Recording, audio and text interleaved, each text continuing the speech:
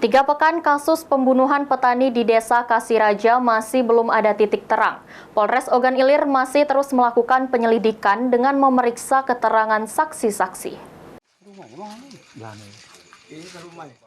3 pekan kasus pembunuhan petani di Desa Kasiraja masih belum juga ada titik terang. Menurut Kasat Reskrim AKP Muhammad Ilham yang dikonfirmasi awak media mengatakan, sudah 6 saksi diperiksa atas kejadian tewasnya korban bernama Haryono pada tanggal 6 April 2024. Korban tewas dengan mengalami beberapa luka di bagian tubuh, leher, perut, tangan kiri, dan punggung.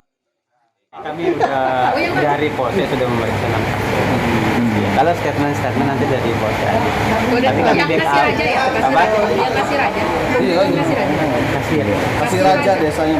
Desa Kasiraja, Tanjung Batu. Lubuk Liat. Ahmad Romawi, PAL TV.